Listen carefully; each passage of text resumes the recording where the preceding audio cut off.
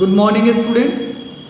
आज हम 12th class के पॉलिटिकल साइंस का फर्स्ट चैप्टर पढ़ेंगे जिसका नाम है शीत युद्ध का दौर। ये चैप्टर हम लोग दो पार्ट में पढ़ेंगे। उससे पहले हम लोगों ने 11th क्लास में पॉलिटिकल साइंस की दो बुकें पढ़ी हैं जिसमें हम लोगों ने केवल भारत के संविधान और भारत के लोकतांत्रिक व्यवस्थाओं के बारे में हम लोगों ने ज़्यादा से ज़्यादा पढ़ा है। लेकिन जो 12वीं क्लास के जो पॉलिटिकल साइंस है वो बिल्कुल अलग है। 12वीं के पॉलिटिकल साइंस के अंतर्गत हम लोग पूरे विश्व की जानकारी हासिल करेंगे।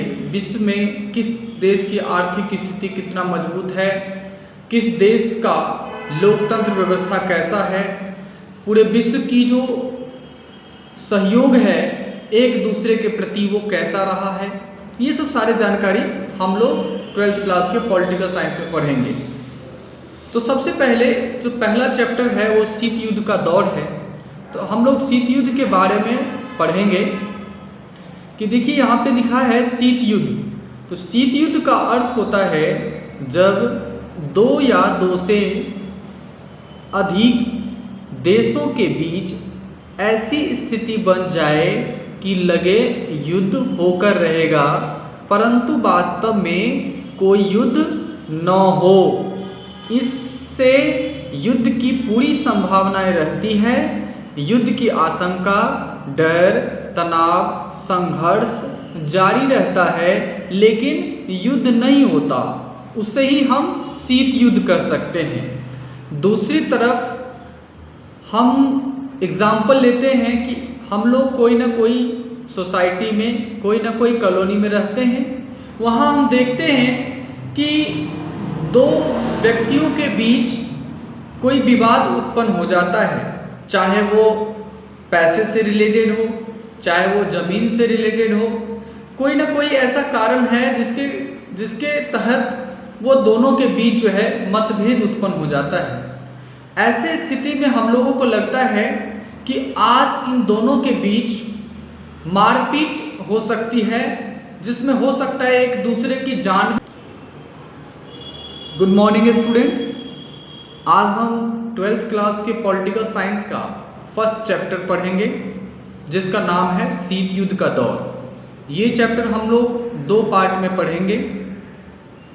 उससे पहले हम लोगों ने 11th क्लास में पॉलिटिकल साइंस की दो बुकें पढ़ी हैं जिसमें हम लोगों ने केवल भारत के संविधान और भारत के लोकतांत्रिक व्यवस्थाओं के बारे में हम लोगों ने ज़्यादा से ज़्यादा पढ़ा है। लेकिन जो 12वीं क्लास के जो पॉलिटिकल साइंस है वो बिल्कुल अलग है।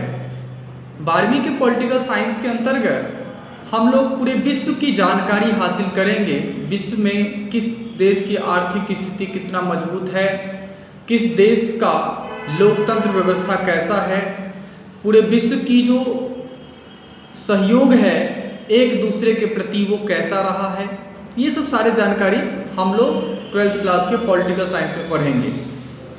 तो सबसे पहले जो पहला चैप्टर है वो शीत युद्ध का दौर है। तो हम लोग शीत युद्ध के बारे में पढ़ेंगे कि देखिए यहाँ पे लिखा है शीत युद्ध।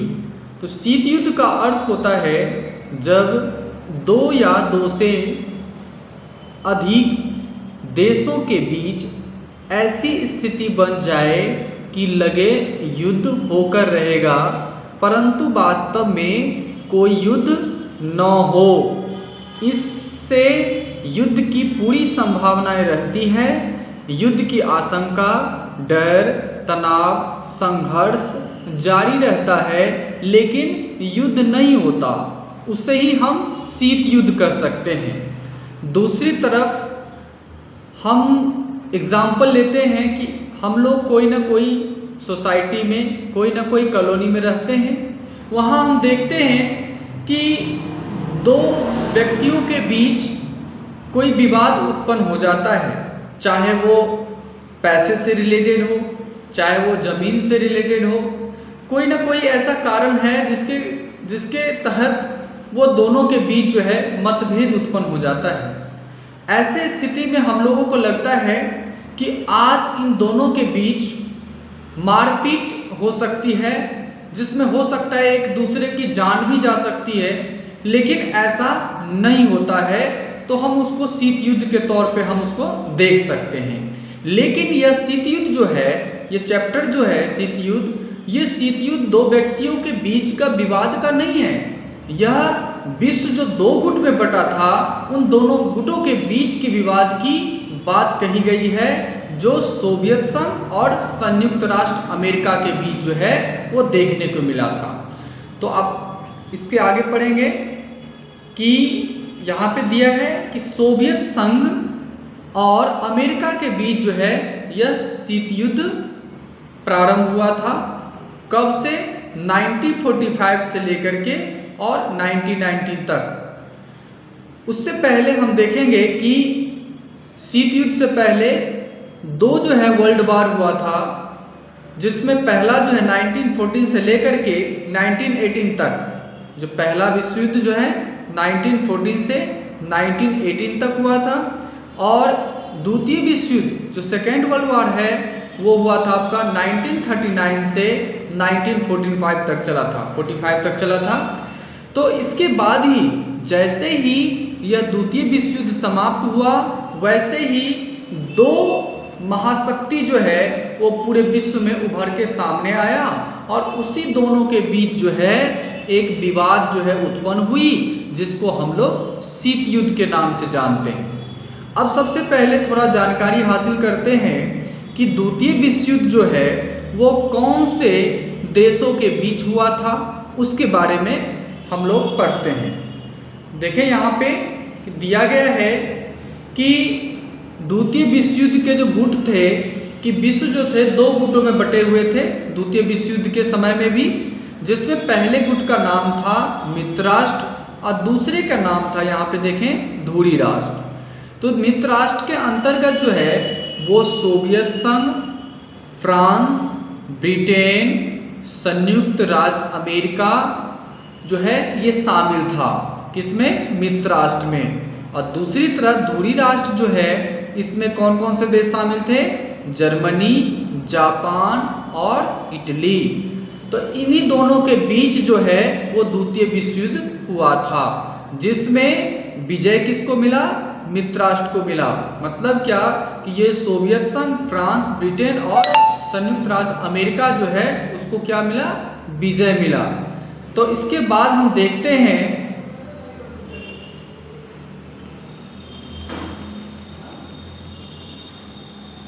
कि द्वितीय विश्व युद्ध का अंत जो है वो, जैसे ही द्वितीय विश्व युद्ध का अंत जो है अगस्त 1945 में अमेरिका ने जापान के दो शहर हिरोशिमा और नागासाकी पर जो परमाणु बम गिराए और जापान को घुटने टेकने पर मजबूर कर दिया, तभी से जो है ये द्वितीय विश्व युद्ध समाप्त हो गया।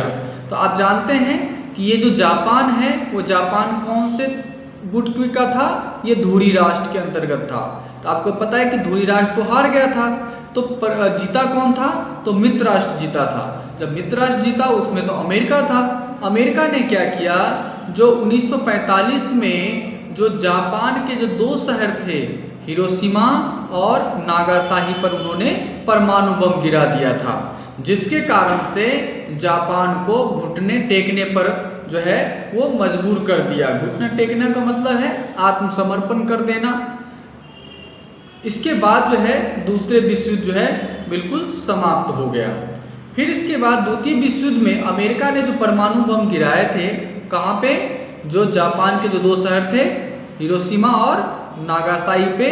तो दो परमाणु बम का नाम क्या था उसके बारे में देखेंगे। तो उसका नाम जो था, पहला जो नाम था वो लिटिल बॉय और दूसरा का नाम था फैट मैन। यह जो है इसकी जो क्षमता थी, बमों की जो क्षमता थी 15 से 20 किलो टन जो था इसकी क्षमता थी। कौन से? परमाणु बम की। और ये जो परमाणु बम अमेरिका ने जापान पर गिराया तो उसकी आलोचना हुई। यहाँ पे मैंने पॉइंट बनाया है कि अमेरिका की आलोचना। तो अमेरिका की आलोचना क्यों हुई इसके बारे में हम लोग यहाँ पे जानकारी हासिल करेंगे। तो अमेरिका जो है, इसलिए अमेरिका की आलोचना हुई क्योंकि अमेरिका ने जानबूझ करके जो है वो जापान के 2 बड़े शहरों पर जो है वो परमाणु बम जो है वो गिराए थे। ये गिराने की कोई आवश्यकता नहीं थी, क्योंकि जापान खुद आत्मसमर्पण कर चुका था। आत्मसमर्पण करने के बावजूद भी उन्होंने क्या किया, परमाणु बम गिरा दिया, जिसका कोई जरूरत नहीं था। तो यहाँ पे लिखा है अमेरिका इस बात को जानता था कि जापान आत्मसमर्पण करने वाला है, ऐसे में बम गिराने की आवश्यकता नहीं थी, लेकिन तब पर भी उसने बम गिरा दिया। तो अब देखें यहाँ पे अमेरिका ने अपने पक्ष में कहा, जब दुनिया ने अमेरिका को आलोचना किया कि भाई आपने ऐसा क्यों किया, जब वो आत्मसमर्पण कर चुका था, जब आपके शरण में आ चुका था, वो अपने आप को हार मान चुका था, तो आपने परमाणु बम क्यों गिराया? गिराने की कोई आवश्यकता नहीं है। तो अमेरिका के जो समर्थक का जो तर्क था, जो अमेरिका से संबंधित जो लोग थे, जो अमेरिका के लोग थे, उन्होंने क्या किया कि एक तर्क दिया, आंसर तो देना पड़ेगा। तो आंसर क्या दिया उसने कि वह आंसर दिया कि युद्ध को जल्दी से जल्दी समाप्त करना था। मतलब क्या कि यह बताया गया अमेरिका की तरफ से कि मैं जल्दी से जल्दी युद्ध समाप्त करना चाहता था। तो ये कोई बात नहीं हुई। तो इस तरह से हम देखते हैं कि यहाँ पे अमेरिका जो उन्होंने बताया कि यह जो हम जल्दी से जल्दी जो है युद्ध को समाप्त करना चाहते थे, इसलिए हमने परमाणु बम गिराया। अब देखते हैं कि जो परमाणु बम जो हमला किया था अमेरिका ने, उसके पीछे कोई ना कोई उद्देश्य था। आपको पता है जब कोई व्यक्ति कोई कार्य करता है तो उस कार्य के पीछे कोई रीजन होता है, कोई उद्देश्य होता है। तो वही उद्देश्य जो है अमेरिका के भी पीछे था। वो क्या उद्देश्य था ये देखें। वह सोवियत संघ के सामने यह भी जाहिर करना चाहता था कि अमेरिका ही सबसे बड़ी ताकत है। मतलब क्या कि अमेरिका यह पूरे सोवियत संघ ही नहीं, पूरे विश्व को जनाना चाहता था, जानकारी देना चाहता था कि मेरे पास परमाणु बम है और मैं सबसे ज़्यादा ताकतवर हूँ। इसीलिए उन्होंने परमाणु बम जो है जो जापान पर गिराया था। अगला पॉइंट, शीत युद्ध की जो शुरुआत हुई, कब हुई? तो द्वितीय विश्व युद्ध की समाप्ति के साथ ही शीत युद्ध की शुरुआत होगी, जो मैंने पहले भी पॉइंट्स में पढ़ा दिया था। फिर दूसरा, शीत युद्ध की जो है समाप्ति कैसे हुई? तो शीत युद्ध की समाप्ति जो है ये क्यूबा मिसाइल संकट जो है, जो एक शीत युद्ध का मेन कारण था। अब उसके बारे में हम लोग क्या करेंगे, पढ़ेंगे। तो क्यूबा का मिसाइल संकट, फिर दोनों एक दूसरे को नीचा दिखाने की कोशिश करना प्रारंभ कर दिया था। स्वाभाविक है, जब आप देखते हैं कि जब दो दोस्त होता है, जिगरी दोस्त होता है, अब अगर वो दोस्त क्या होता है आपस में अलग हो जाता है तो एक दूसरे को नीचा दिखाने के लिए भरसक प्रयास करता रहता है। उसी प्रकार से सोवियत संघ और अमेरिका के बीच देखने को मिल रहा था। फिर अगला पॉइंट है, बहुत सारे कारण हैं। अगला पॉइंट क्या है? जिसके कारण संस्कृति, राजनीतिक और सामाजिक क्षेत्रों में सहयोग की वजह एक संघर्षपूर्ण स्थिति बन गया।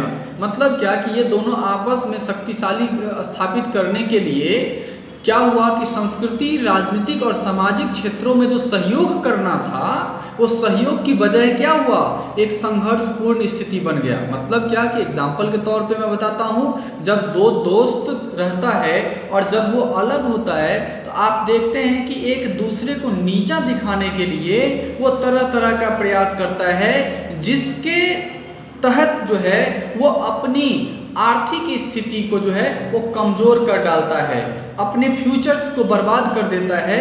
वही सोवियत संघ और संयुक्त राष्ट्र अमेरिका के बीच में हुआ था कि ये दोनों आपस में स्थिति को मजबूत करने के लिए कि भाई हम सबसे बड़ा तो हम सबसे बड़ा, वैसे स्थिति में संस्कृति, राजनीतिक और सामाजिक क्षेत्रों में सहयोग नहीं हुआ, जिसकी वजह से एक संघर्षपूर्ण जो है स्थिति बन गया।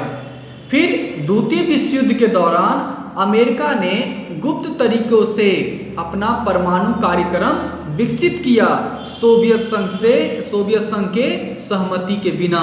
मतलब सोवियत संघ जो है सोवियत संघ के बगैर पूछे हुए उन्होंने, अमेरिका ने क्या किया, जो परमाणु कार्यक्रम जो है विकसित किया, परमाणु बम बनाया, और फिर इसके बाद देखें कि उन्होंने परमाणु को जापान पे भी गिरा दिया।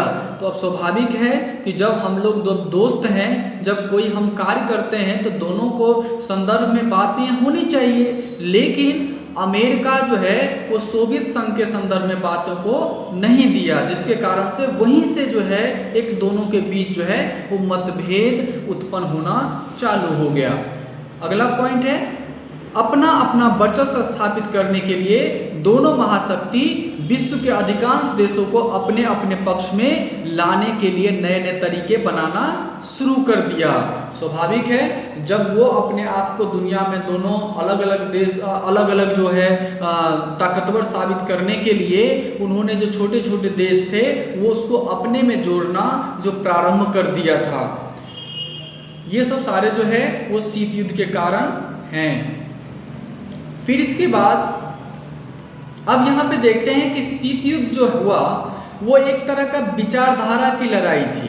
स्वाभाविक है, विचारधारा की क्यों लड़ाई थी, क्योंकि अमेरिका और जो हम कह सकते हैं सोवियत संघ के बीच जो है कोई बातों को लेकर के विवाद उत्पन्न हुआ, जो मैंने अभी पढ़ाया था कि शीत युद्ध का कारण।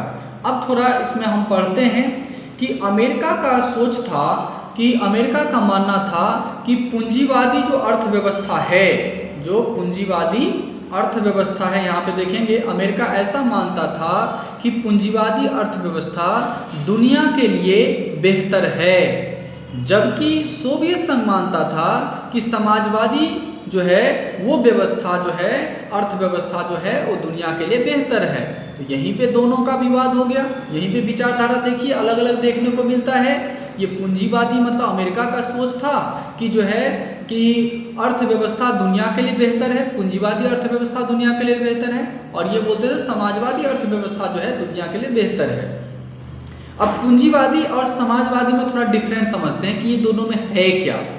तो यहाँ पे देखें कि पूंजीवादी का मतलब क्या होता है, जहाँ पे सरकार का हस्तक्षेप कम होता है।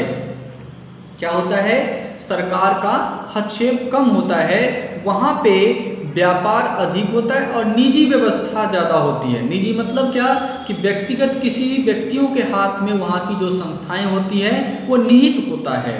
उसी प्रकार से समाजवाद का क्या था कि सोवियत संघ का तो सारी व्यवस्था सरकार के हाथ में होती है। इनका मानना क्या था, इसके अंतर्गत क्या होता है, समाजवादी के अंतर्गत जो सरकार के जो हाथों में सारी व्यवस्था होती है, निजी व्यवस्थाओं का विरोध होता है। यहाँ पे क्या होता है, निजी व्यवस्थाओं का विरोध होता है।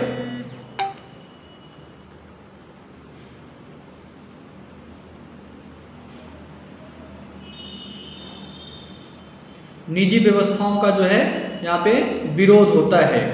अब अगला देखते हैं कि द्वितीय विश्व युद्ध के बाद से अब तक की वैश्विक घटनाओं का अध्ययन समकालीन विश्व की राजनीति के विषय में कह सकते हैं।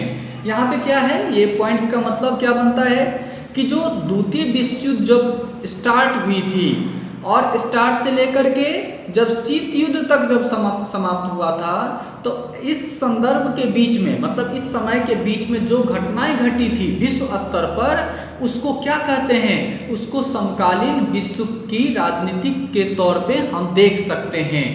तो इस तरह से क्वेश्चन भी आ सकता है, समकालीन विश्व से आप क्या समझते हैं, राजनीतिक से क्या समझते हैं। तो आप यही कह सकते हैं कि द्वितीय विश्व युद्ध से लेकर के और शीत युद्ध के अंत तक जो वैश्विक घटनाएं घटी है उसको ही हम समकालीन विश्व की राजनीति कह सकते हैं।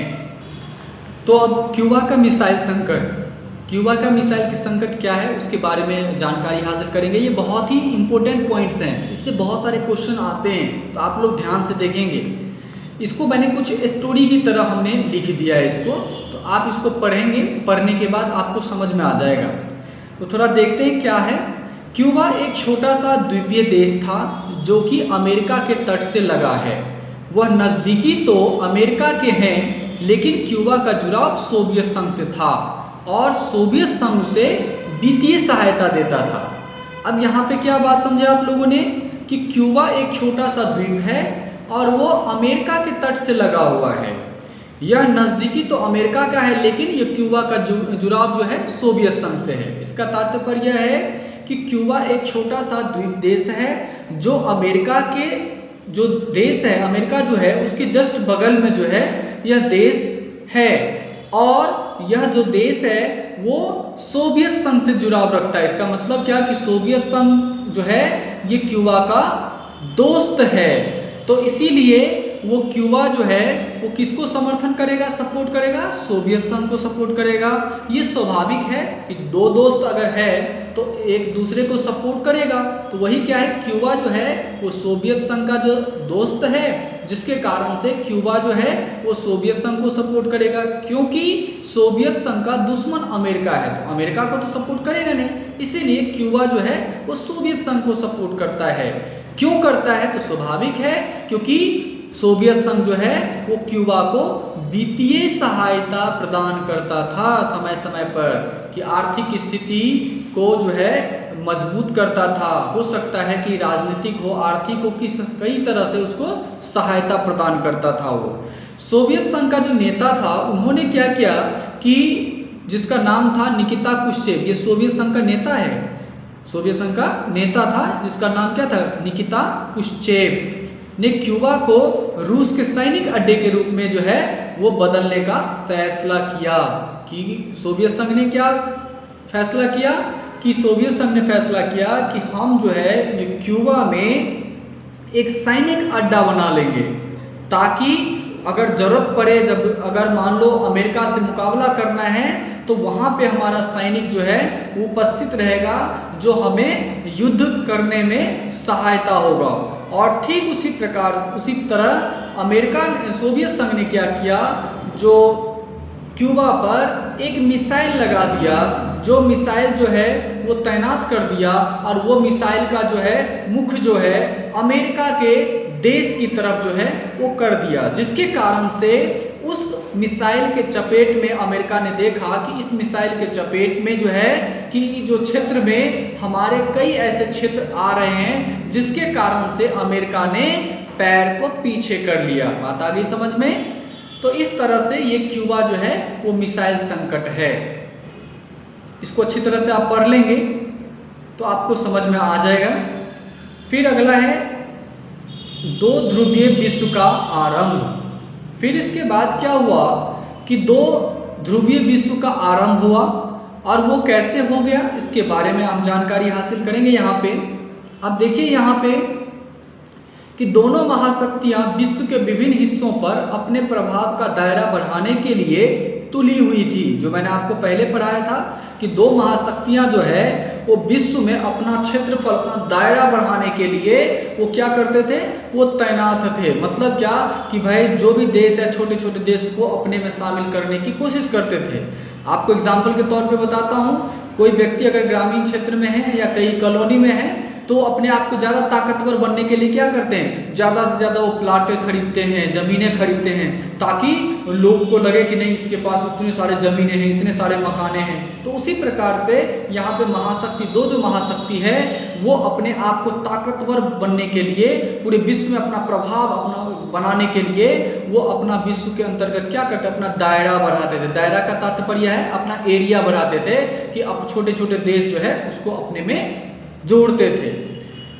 दुनिया दो गुटों के बीच बहुत स्पष्ट रूप में बट गई थी। तो उस समय क्या हुआ था कि दुनिया जो है वो पूरे दो गुटों में बिल्कुल स्पष्ट रूप से जो है वो बट चुकी थी। ऐसे में किसी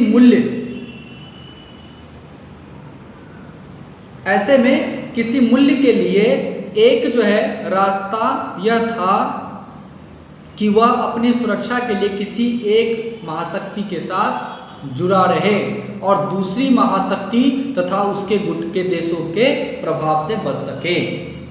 तो इसका मतलब क्या था कि जिसके कारण क्या हुआ कि पूरे दुनिया में छोटे छोटे जो देश थे वो उनको एक तरह का मजबूरी हो गया कि कोई ना कोई गुट में शामिल होना जरूरी है, क्योंकि अगर हम किसी गुट में शामिल नहीं होंगे तो दूसरे गुट क्या करेगा, हम पे हमला कर देगा। इसीलिए वो छोटे छोटे देशों के सामने मजबूरी बन गई थी कि कोई ना कोई महाशक्तियों के बीच में जो है कि दायरे में शामिल हो जाए। तो ये था आपका